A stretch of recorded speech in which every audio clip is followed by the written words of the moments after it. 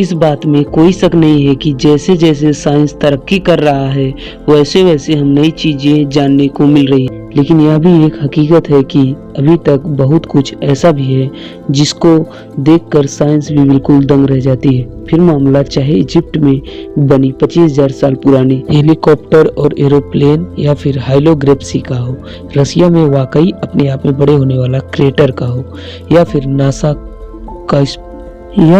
NASA को space से receive होने वाले मिस्टीरियस सिग्नल का हो। हमारे आसपास कई चीजें ऐसी भी हैं जिनके सामने साइंस को सर झुकाना पड़ता है। ये फैक्ट वाइटी की वीडियो में फिर से आपका एक बार स्वागत है। दोस्तों, आज ऐसी ही 5 मिस्ट्री के बारे में जानेंगे जिसकी असलियत आज तक किसी को मालूम नहीं है। आइए शुरू करते हैं। फैक्ट नंबर 5, आउटर स्पेस बेशुमार मिस्ट्री और लाजवाब सवालों से भरा हुआ है जिनको जानना और समझना साइंस के लिए भी इम्पॉसिबल टास्क रहा है। पिछले कई सदियों में साइंस हमारी यूनिवर्स की सबसे बड़ी ताकत को समझने की कोशिश कर रही है और अभी तक नाकाम रही, और वह ताकत है ग्रेविटी। जिस तरह अर्थ की ग्रेविटी सभी ऑब्जेक्ट को अपनी तरफ खींचती है, उसी तरह को किसी ग्रेविटी ने अपनी जगह पर रहने को मजबूर कर रही है।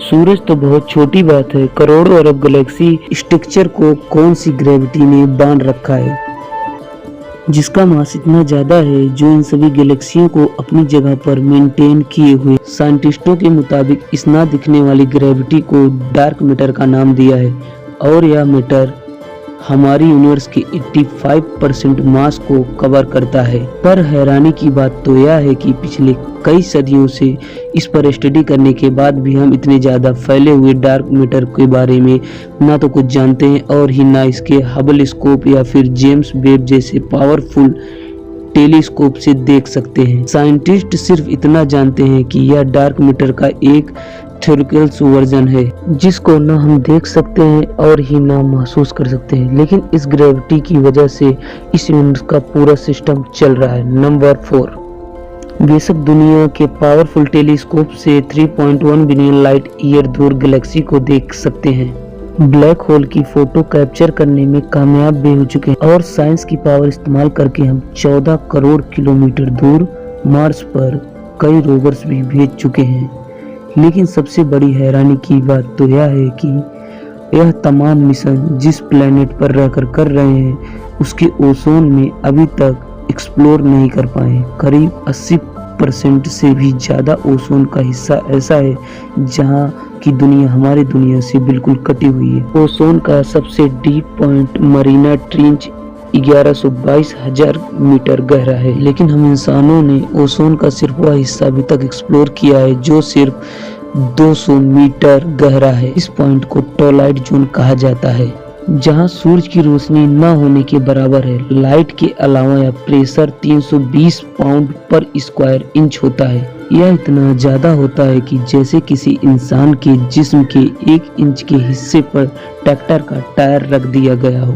यही वजह है कि इंसान को चांद पर जाना तो आसान है, लेकिन ओजोन के ट्वाइलाइट जोन के नीचे जाना मुश्किल है। एक एस्टिमेट के मुताबिक ट्वाइलाइट जोन के नीचे जितनी भी सी लाइफ रहती है उसमें से 5% एक्सप्लोर करने में कामयाब हुए हैं। 95% क्या कुछ है ये अभी तक साइंस के लिए मिस्ट्री बनी हुई है। फैक्ट नंबर 3, वैसे तो एक छोटी सी चींटी से लेकर एक बड़े हाथी तक जितने भी लिविंग बीन हैं वो प्रॉब्लम को सॉल्व करने के लिए अपने ब्रेन का इस्तेमाल करते हैं। अगर ब्रेन ना हो तो कोई भी इंसान लिविंग बीन छोटा हो या बड़ा प्रॉब्लम सॉल्व नहीं कर सकता।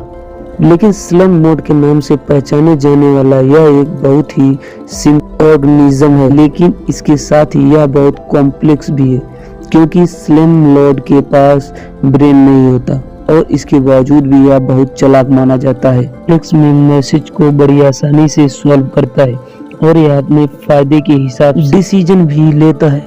अभी तक साइंटिस्टों ने कई सबूत मिले हैं सिंपल मोड दिन के सही समय को पहचान सकता है, लेकिन सवाल यह है कि यह सिंपल ब्रेन सेल्स होने के बावजूद भी सिंपलाइन मोड यह सब कैसे करता है। यह सवाल साइंटिस्टों को आज तक परेशान किए हुए है। फैक्ट नंबर 2, अटलांटिक ओशन हवाई जहाज के द्वारा अकेले पार करने वाली एमेलिया अर्थात थी और अपने बचपन से ही इनको एडवेंचर और फ्लाइंग करने का बहुत शौक था। 1928 में एमेलिया ने अटलांटिक ओशन को अकेले पार करके पूरी दुनिया को हैरान कर दिया, क्योंकि यह काम इससे पहले किसी ने भी नहीं किया था। इसके बाद 1932 में आइगवा से यूएस मैनीलैंड तक अकेले फ्लाई करके वह कर दिया, जो आज तक मेल पायलट ने भी नहीं किया था। अपने शौक को पूरा करने के लिए और वर्ल्ड रिकॉर्ड बनाने के लिए एमेलिया ने पूरी दुनिया का गोल चक्कर लगाने का प्लान बनाया था। 2 जुलाई 1937 को अपना वर्ल्ड रिकॉर्ड बनाने के दौरान एमेलिया और उसके साथ मौजूद नेविगेटर रिफ्यूलिंग के लिए न्यू गिनीयर में लैंड किया, लेकिन रिफ्यूलिंग के बाद जब दोबारा उन्होंने अपना सफर शुरू किया तो सेंट्रल पैसिफिक ओशन में हाउस आइसलैंड के करीब आके इनका कनेक्शन कंट्रोल टावर से डिस्कनेक्ट हो गया। क्रैश लोकेशन पर कई महीनों तक सर्च किया, लेकिन न तो एमेलिया का पता चला और न ही फ्रेड का कोई छोटा सा भी पुर्जा मिल सका। इस वाकया को आज से 85 साल गुजर चुके हैं, लेकिन आज साइंटिस्टों और रिसर्चरों को एक कण जितना भी सबूत नहीं मिला। फैक्ट नंबर 1, यह किसी आर्ट गैलरी में रखी हुई पेंटिंग नहीं है, बल्कि यह चाइना में मौजूद गे नेशनल पार्क का है। 332 स्क्वायर किलोमीटर में फैला हुआ यह नेशनल पार्क अपने रंगीन पहाड़ों की वजह से पूरी दुनिया में फेमस है।